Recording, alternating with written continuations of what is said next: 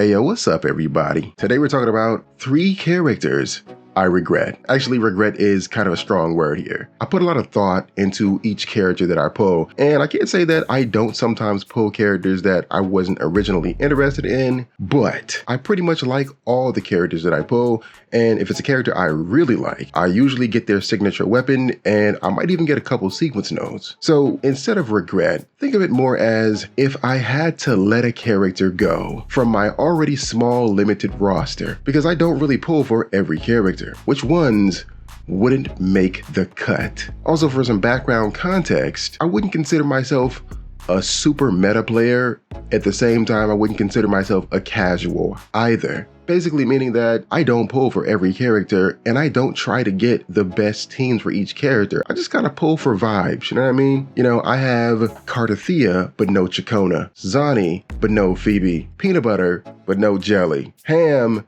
but no cheese. You get what I'm saying. I don't have all the perfect matches for most of my characters and teams, while at the same time, I do like to challenge all the in-game modes. Tower of Adversity, Whimpering Waste, that new mode, that double pawn pincer pterodactyl. I try them all, and I'm pretty successful at each and every one, while using the characters and methods that I currently have accessible to me. So, with all that in mind, let's get down to business. On the list, coming in at number 3, Carla. Now don't get me wrong, I love this character's design.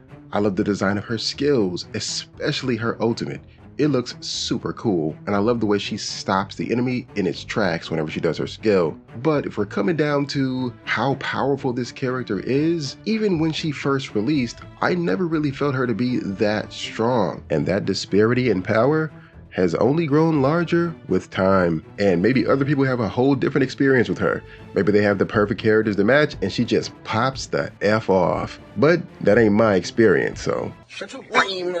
And it's for this reason that I only really ever use her in the overworld. Using her in any of the in-game content just doesn't really seem to be that effective for me, which is kind of a shame because her ultimate does look super cool. Next up, coming in at number 2, Zani.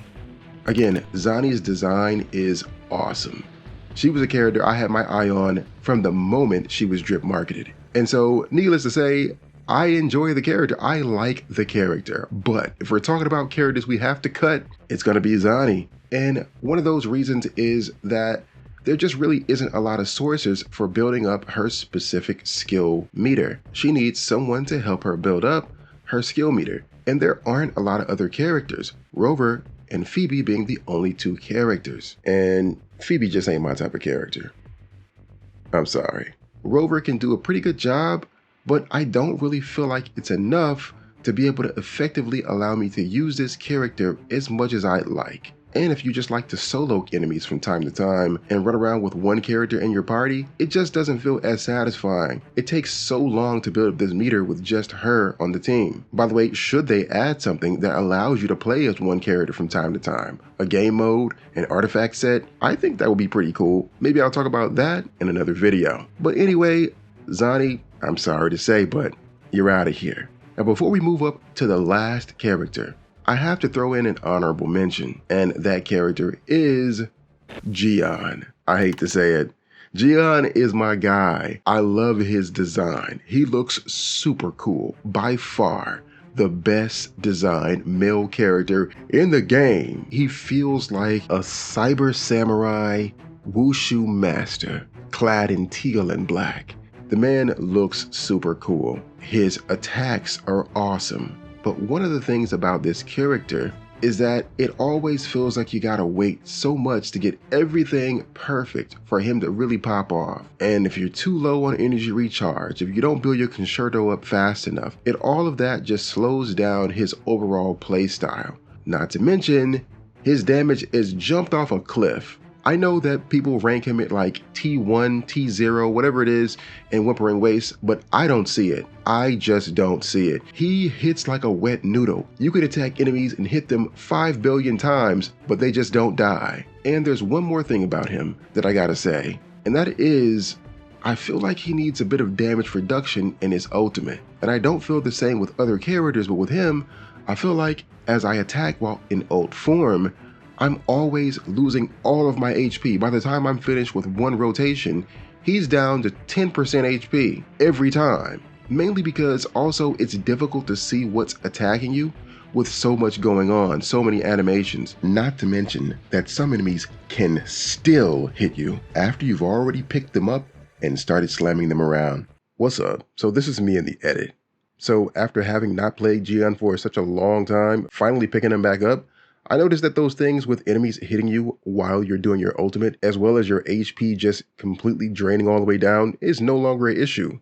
Shout out devs, well done. And one last thing. I picked up Jiyan in the first initial patch of the game. Had I just skipped him and waited a little bit, I would have had access to one of the most powerful characters in the game, Jinshi. But now, moving on to the #1 spot. If I had to get rid of a character, the first one on the list would be Augusta.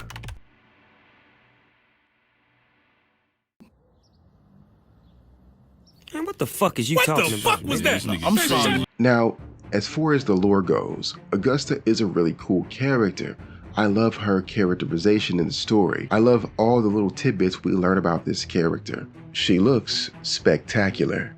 Ephor of Septimont. May all the subjects bow before me.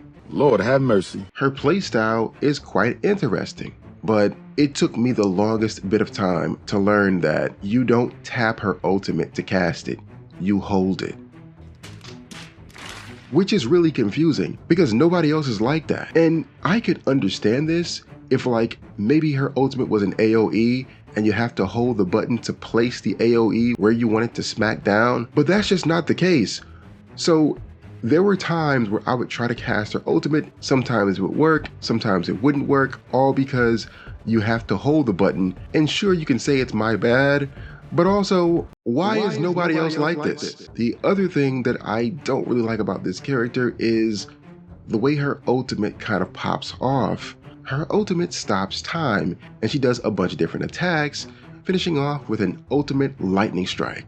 And it looks super powerful, and it is powerful. But the problem is, because it stops time, which is meant to simulate her moving super fast. But when she does this, she wipes out all the enemies on the screen. And if you're playing a game mode like Wuthering Wastes, after you clear out all the enemies, you still have some ult left, but you have nothing to use it on. It feels wasted because new enemies can't spawn in while time is stopped. And so it's kind of annoying. And of course, we know we have other characters that have a big ult burst. You do the damage, the enemies die, new enemies spawn in. But the difference is you're not just standing there walking around feeling like a jackass. Something about it feels a bit off to me. But there you have it. That's my list of 3 characters that I'd shave off if I really had to. So who's on your list? Which characters would you cut from your roster if it really came down to it? Let me know in the comments down below. That is all I have for you today, and until next time, I'll catch you in the waves. Peace.